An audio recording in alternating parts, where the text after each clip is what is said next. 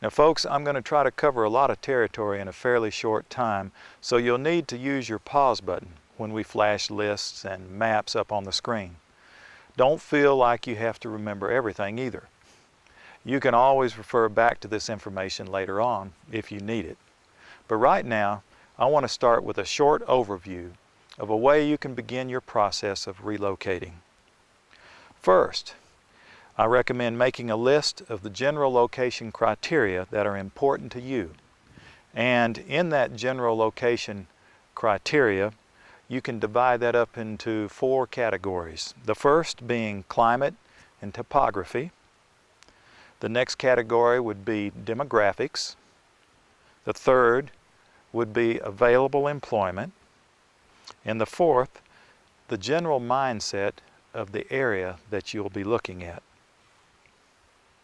Now it's time for you to do some research and to look at various states and counties that fit the criteria that you're looking for, and also the criteria that the good Lord is showing you. The first place that I would look at would be the library, not only for the books that they have, which is a tremendous tool, of course, in researching, but also if you don't have internet access at home, libraries usually have computers with internet access. So I would count on that. Now, if you don't have a computer at home, you might not be familiar with the internet. A lot of times libraries have people that will show you how to do the internet, or they'll give you short courses in the evenings at some libraries to help you understand the internet. And believe me folks, the internet is a tremendous tool in researching areas for relocating to. Now, another very important tool in helping you to research where you want to relocate to is the good old encyclopedia. And these World Book encyclopedias have a lot of valuable information on each state in the country. They'll have physical maps, they'll have climate data maps, they'll have population density maps, they even have road maps in here, as well as all other kind of information on each particular state. Another very important tool to get would be to get an atlas. And we believe that one of the best atlases that you can buy is the Delorme State Atlas. Delorme State Atlas. You can buy these at sporting goods stores, you can buy these at bookstores, of course. And the good thing about these atlases are that they will show you where forested areas are in the state that you're looking at. And that's very important when you need wood for firewood to keep warm, or if you want to harvest some of your trees to build outbuildings or whatever. Also, these maps are very good by giving information, topographical information. Also, they show you where water sources are in the state that you might be looking at. So I highly recommend these atlases. Also, just plain old road maps. Those of you who are members of AAA Automobile Association of America, you'll know that you can get their maps free when you're a member. And you can get maps of every state in the nation if you're a member. And these are very good maps, so I recommend these. Also, a very good map to get of the area that you're looking at will be the National Forest Service maps. These are very valuable. They give information that the other maps might not carry. In these, they give you areas where there's public land and where there's private land. The public land is the land that we the people are supposed to own and the government manages. The private land is the land that individuals own, and that's usually indicated as being in white, whereas the public land is in green. Now, there are 2 very important books that I highly recommend having or getting for your research. The first one is How to Find Your Ideal Country Home by Jean Giroux. This is a very, very good book. It covers so many things in here. You'll just find it extremely valuable in finding and researching information on relocating. And then another book that I highly recommend is this book by Joel Skousen. It's called Strategic Relocation. And friends, this is full of very valuable information. I highly recommend this book.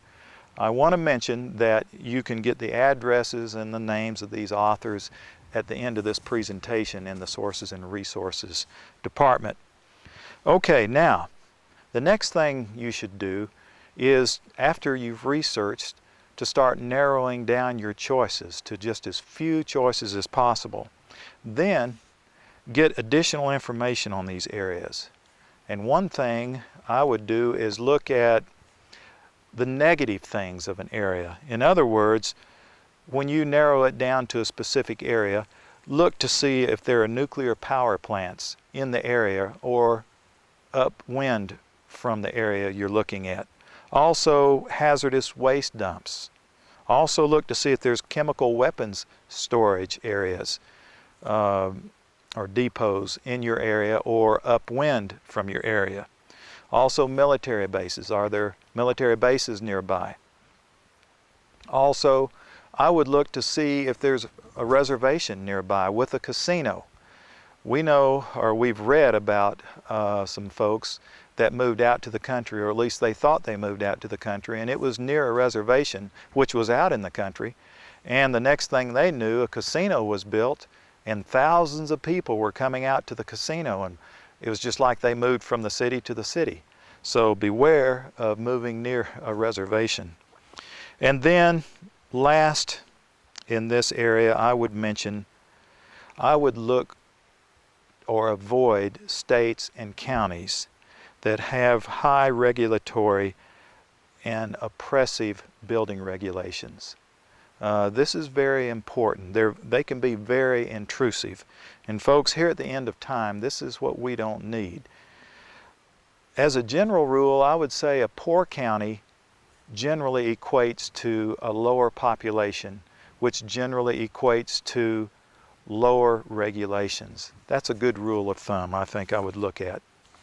Then, next, in getting additional information, I would subscribe to local newspapers and or little weekly advertising papers like penny pincher type papers that come out. A lot of times there's valuable information that you can glean from these, and most of the time these papers have their own website on the net, so you might not even have to subscribe. You can just get on the internet and get it. But with these, they'll give you a feel of the area. Now, so far what I've recommended to do, you can do this without even having to leave home unless you had to go to the library. Now, the next and final thing in this overview I recommend doing is to drive to the area that you're interested in. And while you're in that area, there's a few things that I recommend doing. That is talking to realtors in the area. And when I say talking to realtors, I would look for a realtor that specializes in rural land. I think you'll get a lot further, a lot quicker with a realtor that specializes in rural land. Also, I'd talk with business people. I would talk with the local people, particularly if you narrow down a part of the county that you want to move to. I would talk with the local people in that area. And then last, I would mention talking with the county extension office. You know, we are all needing to grow gardens to be able to survive in the future when we can't buy or sell. And a county extension office is very valuable in helping you to know what can be grown in the county, what part of the county grows what, and I think most counties will allow you to bring soil in, and they can test your soil and tell you the nutrient status of your soil. So a county extension office is very valuable. Now, once you've done all of these things that we've just briefly covered, then folks, you're ready to start looking at individual pieces of land. Now later on we will go into the how-tos in looking at land.